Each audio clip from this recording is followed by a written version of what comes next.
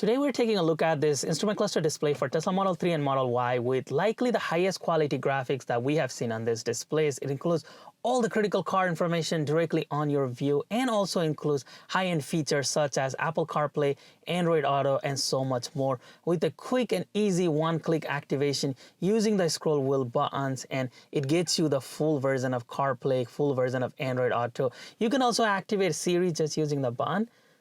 Siri, take me to Walmart.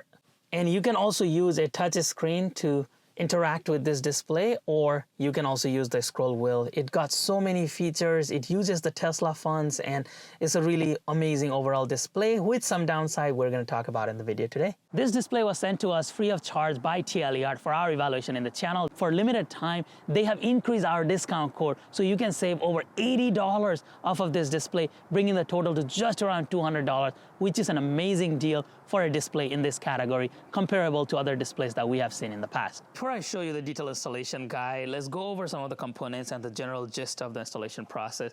First of all, I really like the packaging, and I normally don't comment on packaging, but this one stood out to me. This gives me the Joa type of packaging vibe, almost like an Apple, which is really nice. It shows the product here. Sometimes that is an indication of a QA/QC process that the company has done, so I'm hoping that that is the case here. They send you a cloth, they send you 2 pry tools for some reason, which is good, better than none. And then this is the screen itself. As you can see, the screen has 2 speakers on the side, and then if you look at the corner here, there is that SD card slot, and then also the mic, and then this bottom one is that 3M adhesive, and what it does, it sticks to the dash. We'll talk about that here in just a second. And this is very slim. It just sits on that dash, and then they give you instructions here before you peel off this sticker. To follow these instructions, it shows you the left scroll wheel, the right scroll wheel, what it all does. We'll go over that here later in the video, and then they send you the rest of the components. So this is just this OBD bypass, and we have done this multiple times. This goes on the rear OBD port. Then they send you extra adhesive strips in case you need it, and then this is the extension. So how this goes is you've got an extension cable that you plug in here on the OBD, and then the other end goes and plugs into this. So that's how simple the installation is. Rear OBD, no front OBD. You don't have to access the difficult location. You don't have to remove the dash. You don't have to do any of that. Just connect this to rear OBD, wire route it to the front, connect it to this display, and that's the general gist of it. Let's go ahead and start the installation. Now, to make the OBD connection, you're going to want to reach out underneath center console, and we're going to remove this panel and make this bypass. So you just take the pry tool that they provided with the kit and either go through these panels here, or you can even go from the bottom.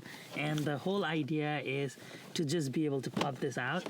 Depending on how many times you have done this in the past, yours might be a little tight. So the next step on this process is we are going to be bypassing this plug that we got with the kit. And if you have already connected other stuff like I do here, you can daisy chain this, or if you want to remove the existing plugs, it would be like this, where the connection is basically the blue and this blue were connected before.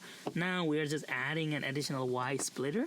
Now we're going to add one more Y splitter, and to do that you just have to press on this middle tab here, and while holding that tab you got to pull it out. You can either do this or here, and again, if you didn't have anything extra connected, then this would just look very simple for you, and you just press on this middle tab and then pull this out. Now the job is very simple. We just have to take the female connection from this and align it and just click into its place, take the male end, and then just plug it in. So now the entire circuit is complete. We have got 2 plugs here, one the blue connecting to another, male and female. We're basically daisy chaining all of this together. Now after you make this connection here, there's only one more step left for this back connection, and that is this extension cable.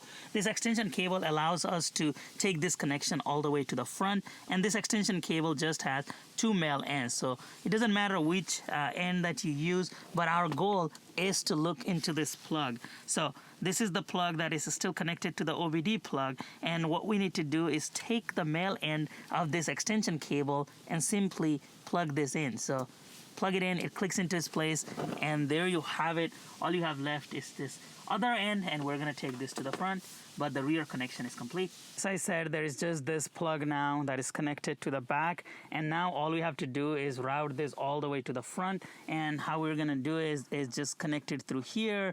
You can go from the bottom, you can do from the side, but the easiest way is if you just snug this cable underneath this panel here and then take it all the way to the front. It is long enough to reach to the front dash. Now let's show you the dash installation. Now we have this cable routed. What we're gonna do is first test this screen before we put it on the dash. It's always a good idea to do that so you don't waste your time installing it. But before we do that, take a quick picture of this so that you have all of these controls in case when you peel off this screen it gets crumbled.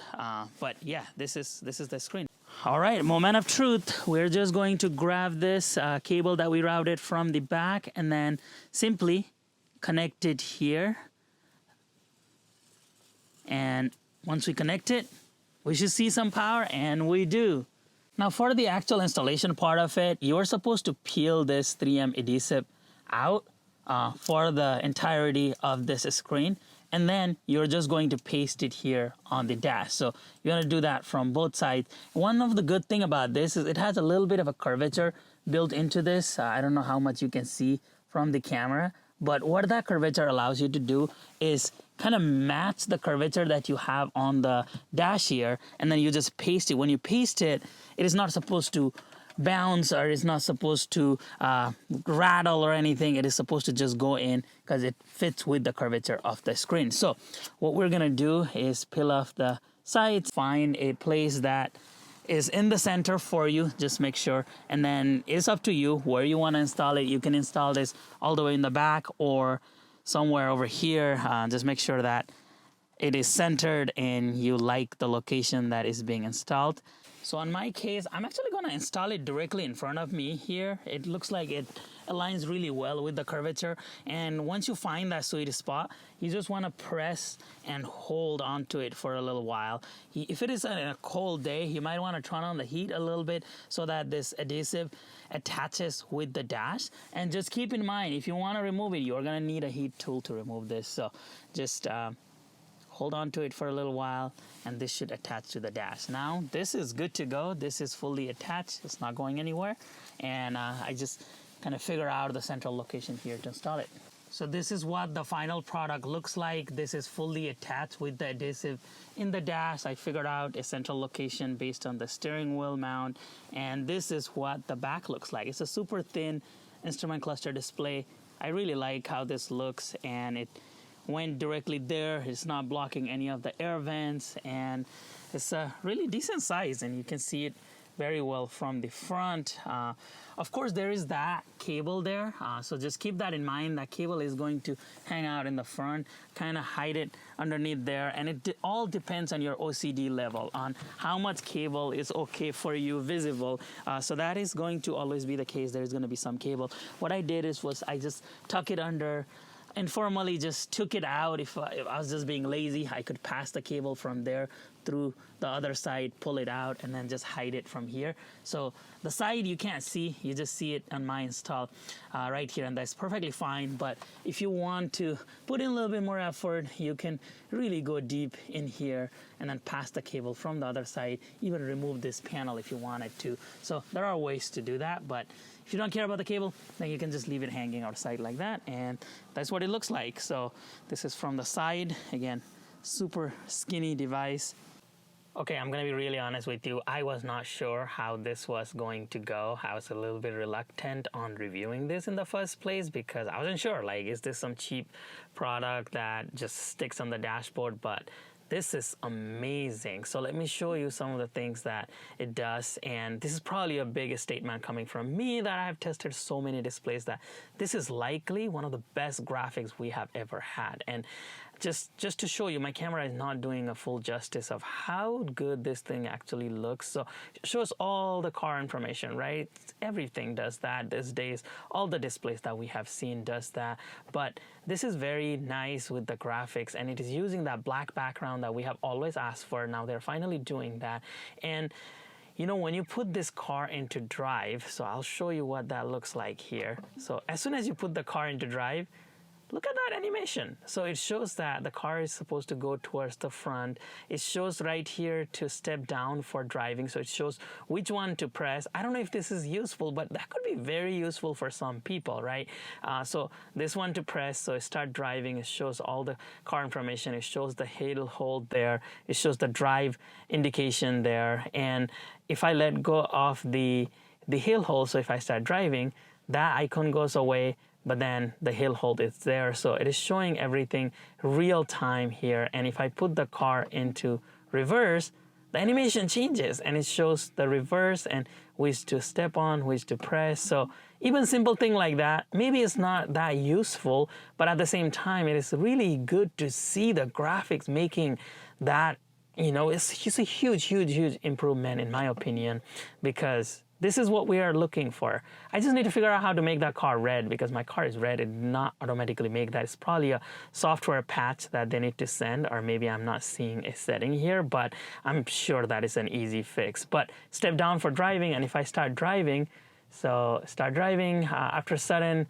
speed, that icon goes away and you see the animation change, and then you go over here. Now, if you look at the setup, that's an Apple setup sign, which just puts it into the next level again with graphics. And if I use this scroll wheel here, so if I use the scroll wheel, it goes between different icons there, different functionality. So if I press this up, so CarPlay, tire pressure, so it controls various settings by just using the scroll wheel while driving. And one of the biggest thing I like about this is somebody finally got the memo to use Tesla fonts. So this actually matches the Tesla fonts. No more stupid MP/H. It is MPH over there on the speed. They're just using everything that, you know, it just looks and feels like it belongs on a Tesla. The graphic quality. Again, my phone that I'm using to record right now is not doing a full justice of how good this thing actually looks in real life here. So if I were to turn on the headlight, so let me go turn on the headlight on, you see the headlight illuminated, and it's just really, really cool how this updates in real time, and it shows all the car information, high quality graphics. Just commend them for this graphics. Maybe I'm overhyping it a little bit. That's not my intention. I'm just really excited to see the graphics getting to this level. We've always asked for the graphics. Now they just need to start adding more features with this graphics, and that will complete my quest for instrument cluster display. But no, this is amazing. The graphic quality is awesome. This is another view from the driver's seat. As you can see, the quality is really amazing. And if you look at the very, very bottom of the screen, you see the energy bar. So there is that acceleration, and then if we decelerate, you see the regenerative braking pop up, and it's just very crisp quality. It shows that information really easily. And as I turn on the turn signal, it just matches how the Tesla shows the turn signal. If you look at the Tesla screen here, as well as the font, I mean, it's a super large font for the speed. It's really easy to see. Everything is visible directly in front of you. The battery sign, I mean, we have been asking Tesla to put that green battery sign for a while now. So it even shows that, which is great. By the way, if you are enjoying this video and finding this video helpful, please help us grow by just subscribing to the channel if you haven't already done so, giving this video a thumbs up, subscribing, commenting anything. You could just put a smiley face. You could say that I'm doing a good job, bad job, any feedback, anything you can do to engage with our videos. It greatly helps us rank higher in YouTube's algorithm. That means we can bring more videos like this in the future. Thank you very much. Let's continue. There are two ways to get to the settings menu. One way is to just put the car into drive, and then you scroll this through and go to the setup menu in the front, and then you can press on it from here. Or to activate the settings menu, the activation is always by going towards the right. So you can just press this scroll wheel towards the right, and then you will enter the setting menu. To exit, generally on this display, is to just press this towards the left, and then you will exit that menu. Now, another way to get to that settings menu, even from the parked position, is to press and hold onto the scroll wheel towards the left. So press and hold, and then you'll get to the settings menu and you can scroll through this. This just has a very basic settings. Right now, the audio, you can mute it, you can increase or decrease the audio. Again, the audio can be increased or decreased using the left scroll wheel here, but you can also touch this button and you're able to change this, right? So 30, 28, and you see the audio change here live. You can mute it, and then this is the brightness setting. So you can manually change the brightness, or you can just let it auto, and then it'll auto change it with the car. This is the time zone setting, and then if you go to control, you just see automatic Bluetooth on, so just leave the Bluetooth on all the time.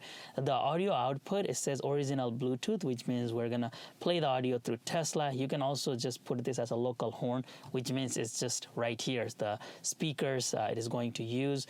The driver's seat direction, you can do left or right, just a bit depending on what market you are in, and you're able to change that. The over speed reminder, if you reach certain speed, it can give you an alert. Steering wheel control is on, and then the tire pressure is in PSI, and that is basically all the settings that you get here. I'm hoping that they include a setting where I can change the car's color, some of the configurations such as tires, but this does not have that. And then this just has a language, and then software is this software. And you're able to update the software using the SD card on the side. And they say that in the future, they will be able to send us the files to be able to update that. But for now, those are all the settings that you get, and then you can just press on the home button and you'll be able to go back. So let's go through the CarPlay setting with an iPhone, and then we'll move on to Android Auto. For CarPlay, it is a super simple step. You just go to the Bluetooth of your phone and hit on this CarKit 9E65. It is going to ask for a pairing code. You confirm that. I'm going to allow it, and sometimes it asks if I want to use CarPlay, or sometimes it just goes straight to connecting the CarPlay. Now it says use CarPlay, so I am going to allow it to use the CarPlay, and I think that is about it. Now we should be able to go to the car setting here and be able to see the CarPlay. So that's super easy. Let's go to the car's screen now and then see if there's CarPlay, and there you go. That just took a second, and we have got full CarPlay here. And my camera is, again, not doing the full justice of showing you how good this thing looks. I can still use the scroll wheel button to go between different menu, which is good. That's what we wanted. And we have got everything here. We have got Waze. If we wanted to use the hand control here, we have got Google Map. We have got everything that the phone is showing, and of course the quality is going to be as good as the phone's quality. So with Google Map, we can go to Google Map, we can search for fast food, let's say, and as you see, it did the job, and we can start navigating. There you go.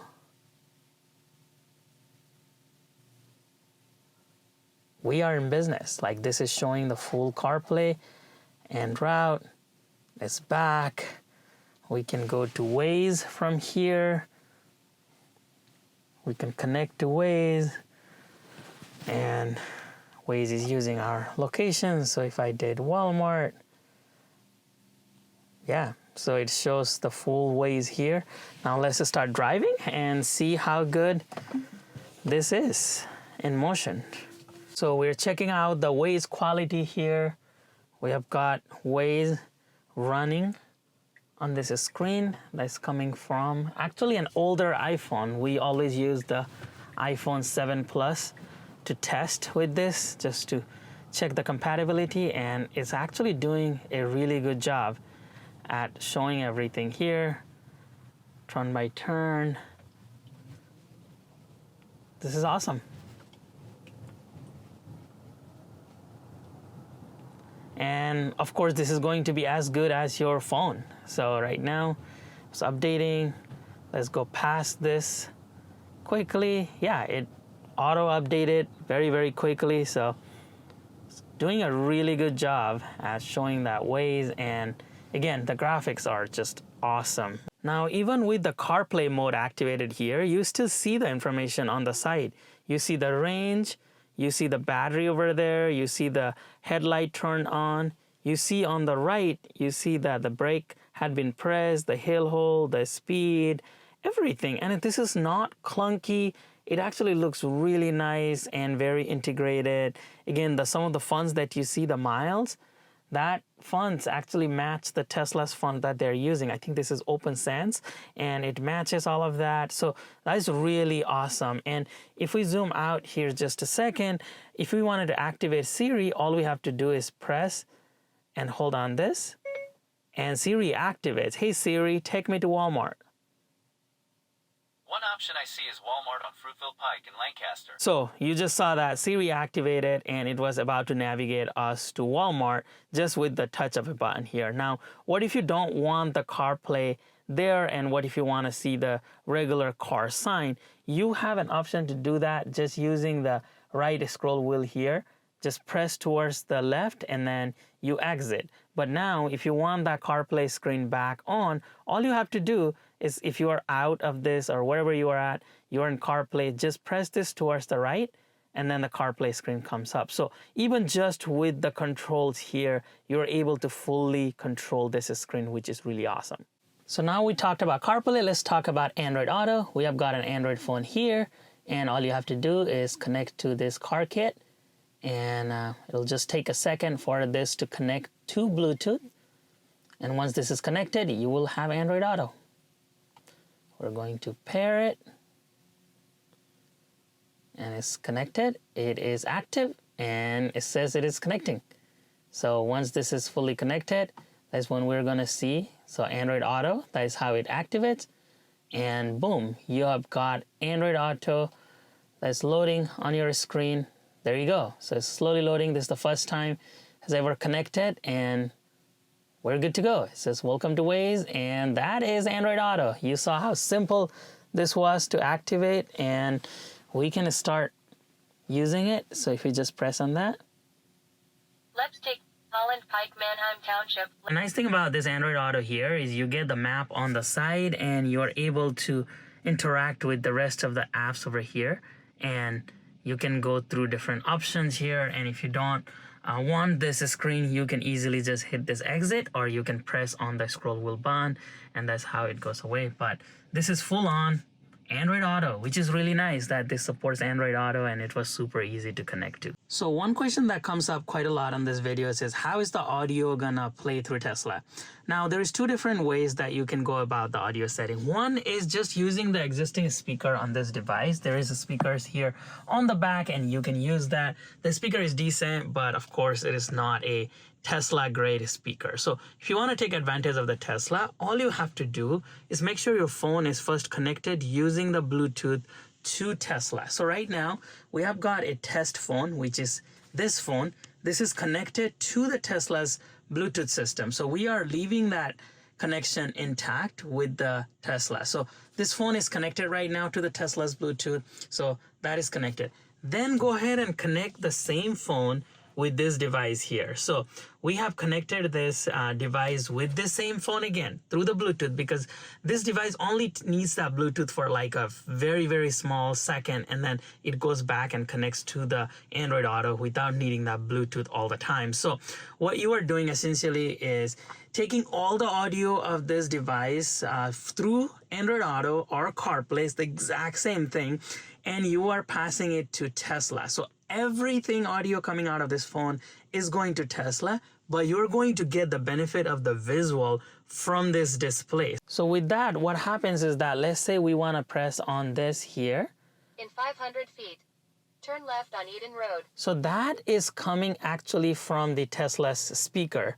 That's not coming from the little speaker here, that's coming from the Tesla's speaker. So what we essentially did is connected this phone to the Bluetooth of the Tesla, because it is connected as a test phone. Then we're using the visual from this. So the turn-by-turn navigation is going to come visually from here, but the audio is going to come from the Tesla. Any phone calls, everything that you receive will go directly to Tesla, not to this device. So, but you will still see it on the device. The audio will just come out of Tesla. You saw the display in action. You saw the installation guide. Here is my verdict. on my likes, I definitely like the UI and the graphics of this display. I probably commented that so many times in the video, and my intention is not to overhype this product, but it really is amazing compared to some of the displays that we have seen. Just last year, we reviewed 16 different instrument cluster displays, and this one is one of our top choice for graphics quality, and you will see that throughout the video of how amazingly it shows. It matches Tesla's UI. They made the UI very simple like Tesla. They're using Tesla fonts. It just feels integrated. This is not one of those displays where it is a rectangular tablet that they just push it into a circular cluster. They're using all the space on the side as well. For example, when you're using a CarPlay on the screen, you're still able to see the information on the side. So for graphics and UI, I commend them. This is really amazing. I also really like the installation part of this. It was a super simple installation. They didn't require you to go to the front OBD port, which for Intel version could be very challenging to reach underneath the glove box. You didn't have to remove any of that panel, not the side door panel.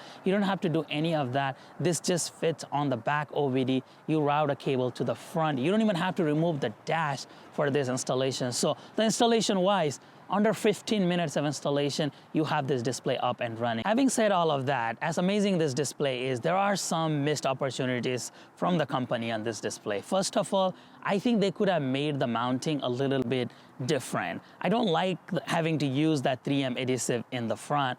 They could have just mounted that in the steering wheel panel, or just figure out a different way to mount this, because just having that 3M adhesive and some of that wire that is still visible from the front probably is a turn-off for many people. This also does not have some of the other features that we liked on other displays, such as the front blind spot camera. It does not have the side blind spot indication, and most importantly, it does not have autopilot indication. I think that is a super easy software thing they should have been able to incorporate, but I don't see that today. Maybe they will figure it out in the future. They do have a port on the side for software updates, but so far they don't have it. You turn on the autopilot, it shows nothing in there. And I would like to see that, especially because of the recent recall Tesla had. They're very strict about the autopilot nag and how you deal with autopilot. So I would have liked to see that directly in front of me, and that is a missing feature from this display. I also wanted to let you know that there is no setting to change the car color or the configuration. So right now it is whatever it updates